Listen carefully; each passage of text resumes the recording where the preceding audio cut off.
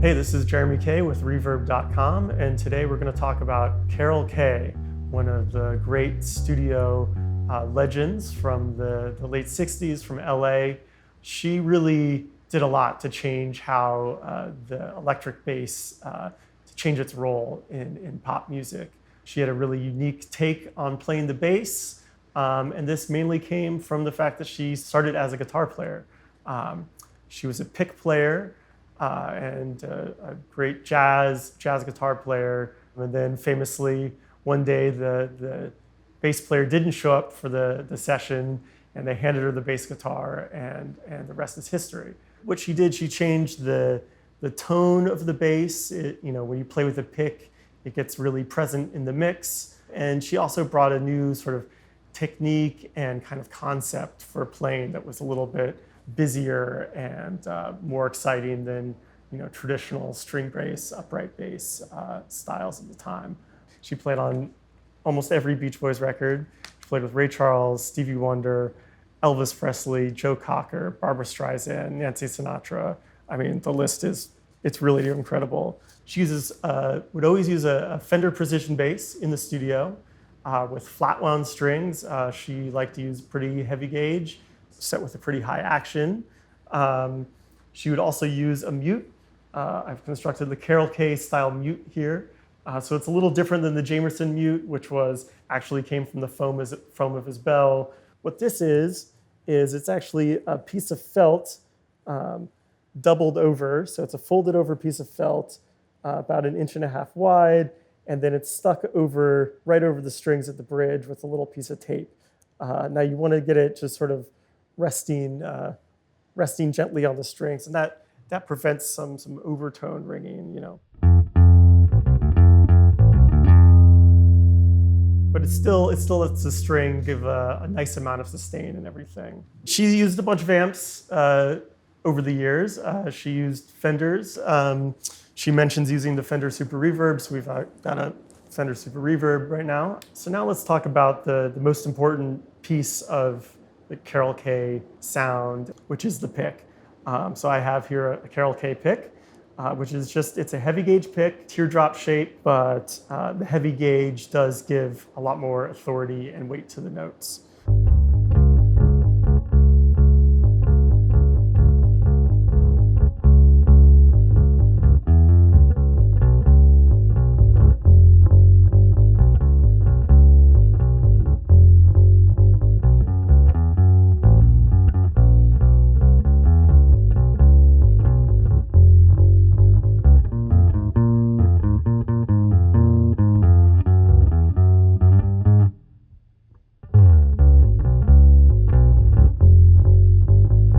So, one of the main things that makes Carol's sound and style unique is her use of the pick.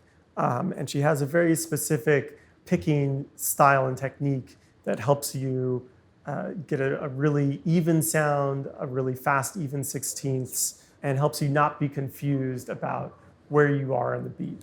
If you're doing 16th or 8ths, the downstroke is, the downbeat is on the down and the upbeat is on the upstroke. We take a Ray Charles tune like I Chose to Sing the Blues, which has those upbeats. So you notice when I do all those, that walk up is all upstrokes. And what that does is it helps kind of clear your mind. You know exactly where you're supposed to be at all times. You can really feel where you are in the beat, and it helps you get that solid groove.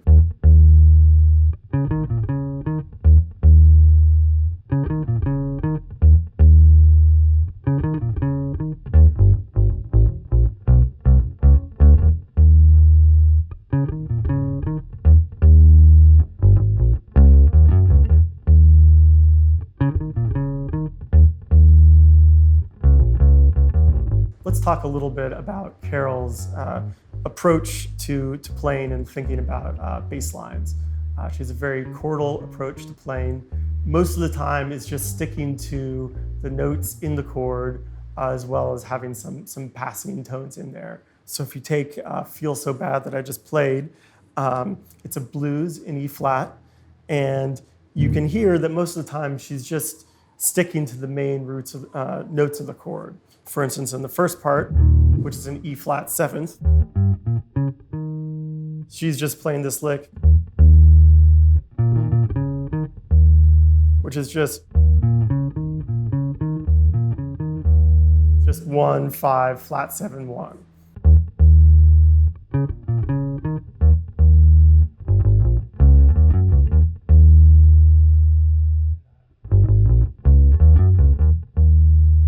That's kind of just the blues lick that's also kind of based on, a bit of the pentatonic scale as well as the notes and the chords. And, she just does that for most of the song, just in an infinite variety of cool ways.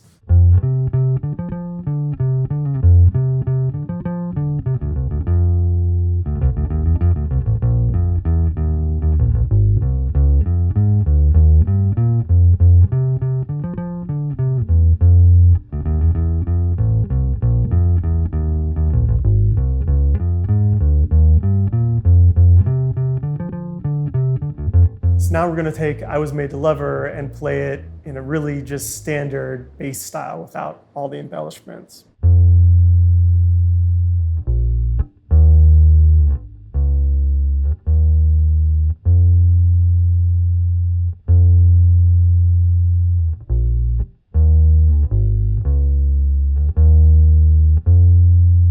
What was so cool about what Carol did is she, added all these passing tones and all these great rhythmic lines that really brought that to life. So